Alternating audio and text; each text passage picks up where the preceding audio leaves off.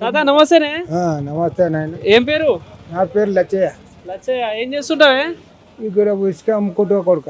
ఇసుక అమ్ముకుంటావు. కొంచెం ఇంకా మంచిగా కొంచెం ఏమంటారు, ఏదో ఒక పని చేసుకుంటున్నావు అయితే. శాతగాంధీ ఏం చేద్దాం. అదేలే అదేలే, అంటే ఇంత వయసు వచ్చినా కూడా పని చేస్తున్నావు అంటే గ్రేటే కదా.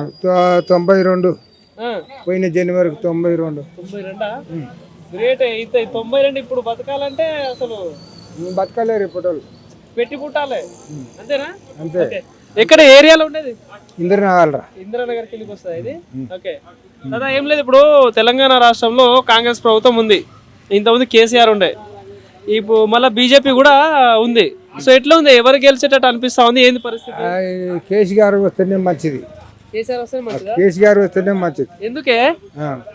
పుణ్య ముసలోళ్ళకు డబ్బులు పింఛన్ ఇచ్చిండు.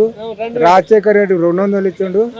కేసీఆర్ వచ్చి 2000 చేసి 2016 రూపాయలు కేసీఆర్ ఇచ్చిండు. వీళ్ళు ఎవరు ఇవ్వలేదు. ఇందిరమ్మ అప్పుడు ముసలోళ్ళకు ఆకపోకకు 70 రూపాయలు ఇచ్చింది ఇందిరమ్మ. ముసలోళ్ళకు 70 రూపాయలు.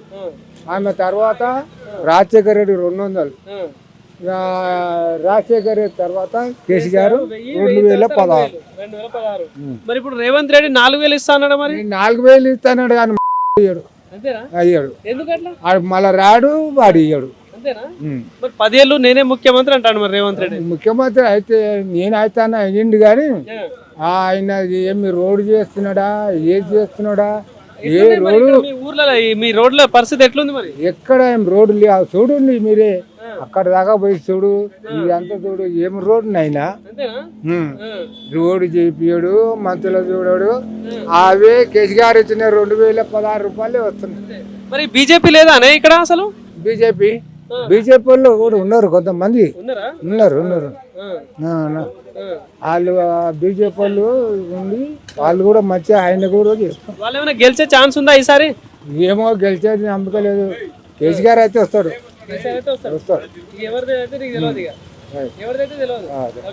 మరి కేసీఆర్ ఉన్నప్పుడు పథకాలు ఇచ్చేటోడా? ఏమో పట్టాలి, అవి ఇల్లు కట్టించి ఇచ్చిండు కదా. డబుల్ బెడ్రూమ్ కట్టించిండు కదా అప్పుడు. తోలలే ఆయన. మీ జూబ్లీ హిల్స్ లో ఇంత ముందు మాగంటి గోపినాథ్ ఉండే, ఇప్పుడు మొన్న ఒక ఆయన గెలిచిండుగా, తెలుసా? పేరు తెలుసా? గోపినాయుడు. ఆయనకు మొక్కాలి, ఆయనకు మొక్కాలి. ఆయన మంచిగా చేసిండు, మాకు అన్ని చేసిండు ఆయన మొక్కాలి. మరి ఇప్పుడు నవీన్ యాదవ్ గెలిచిండుగా మొన్న ఓట్లు జరిగింది. ఆయన ఏం చేస్తున్నాడు? ఆయన ఏం చేస్తలేడు. ముసలిళ్ళకి ఎవరికి పొట్ట చూస్తలేరు. డబ్బులు లేవు. అవి 2000 రూపాయలు కానీ ఇక వాళ్ళు ఇసుకం లేదు. 4000 అన్నాడు. ఆ 4000 ఇంకా 2 సంవత్సరాలు అయితే అయిపోతుంది.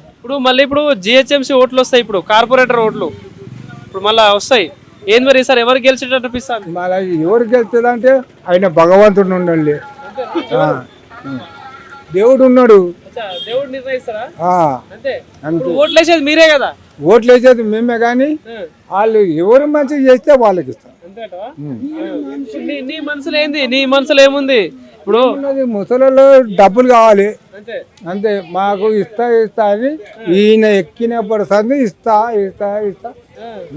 ప్రజాపాలన అందరిని మంచిగా చేస్తున్నా అంటున్నాడు కదా రేవంత్ రెడ్డి. ఏ దేవేంద్ర రెడ్డి ఏం చేస్తున్నాడు? ఏం చేస్తాడు? తెలుసా ముఖ్యమంత్రి ఎవరు తెలుసా? ముఖ్యమంత్రి తెలుసు, టీఎం. ఎవరు పేరు తెలుసా? పేరు తెలియదు. ఇప్పుడే చెప్పిన అది మన రేవంత్ రెడ్డి. ఆయన ఏం మాకు ఇస్తలేడు. మరి ఇప్పుడు వచ్చే ఎలక్షన్ లో ఓటు ఎవరికి వేద్దాం చెప్పి సార్? ఈ తారీఖు వచ్చిందంటే ఆయన కేసీఆర్ రావాలి.